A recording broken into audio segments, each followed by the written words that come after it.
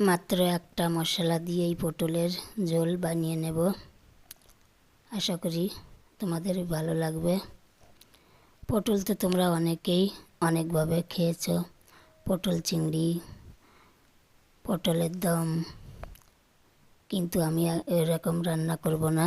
আমি একদম সিম্পলভাবে রান্না করব, খেতে দারুণ ভালো লাগবে। একবার এভাবে বানিয়ে খাবে, দেখবে খুব ভালো লাগবে। আমি কয়েকটা পটল নিয়েছি, পটলগুলোকে আঁচড়িয়ে নেব।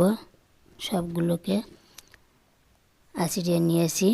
ধুয়ে নিয়ে আমি পটলগুলোকে পাতলা পাতলা করে আলু ভাজার মতো করে কেটে নেব। এভাবে পাতলা করে কাটলে পটলটা ভালো করে ভাজা হবে, তেলও অল্প লাগবে, খেতেও ভালো লাগবে, একদম অন্যরকম টেস্ট হবে। কড়াই গরম করতে দেওয়া ছিল, তেল দিয়েছি, তেলটা গরম হয়ে গেছে। মাত্র 3 পিস রুই মাছ দিয়ে বানিয়ে নেব। মাছে লবণ হলুদ মাখিয়ে নেব, কড়াইতে দিয়ে ভেজে নেব। আমি কেটে রাখা পটলকে লবণ হলুদ মাখিয়ে নেব। আমার মাছ ভাজা হয়ে গেছে, এখন আমি নামিয়ে রাখব।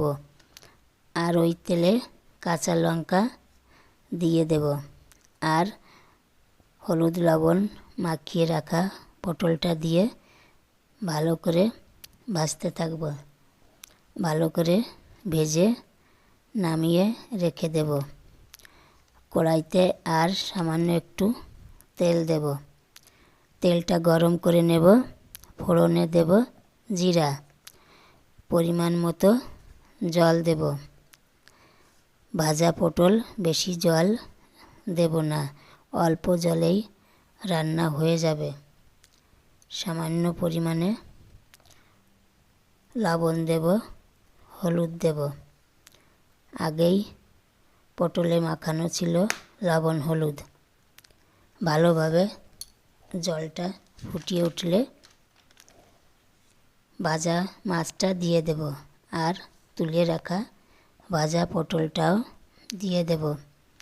5 থেকে 7 মিনিট মতো রান্না করব।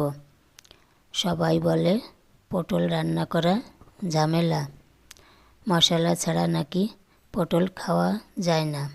বন্ধুরা, একবার এভাবে বানিয়ে নেবে, দেখবে মশলা ছাড়া ভালোই লাগবে। একদম সহজভাবেই রান্না করা যায়। আমার রান্নাটা প্রায় হয়ে এসেছে। আমি এখন একটু ভাজা জিরের গুঁড়ো দিয়ে দেব।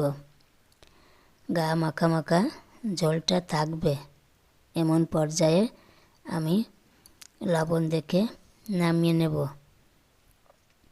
মাত্র 3 পিস মাছ দিয়ে দারুণ স্বাদের পটলের ঝোল রান্না করলাম। আমার রেসিপিটা যদি তোমাদের ভালো লাগে তাহলে লাইক, কমেন্ট, শেয়ার করো। আর যেসব বন্ধুরা আমার চ্যানেলে লাইক, কমেন্ট, শেয়ার করেছো তাদেরকে জানাই আমার অনেক অনেক ভালোবাসা, অভিনন্দন। যেসব বন্ধুরা ফেসবুক থেকে দেখছো প্লিজ আমার চ্যানেলটাকে ফলো করো। আর যেসব বন্ধুরা ইউটিউব থেকে দেখছো প্লিজ আমার চ্যানেলটাকে সাবস্ক্রাইব করে সঙ্গে থেকো।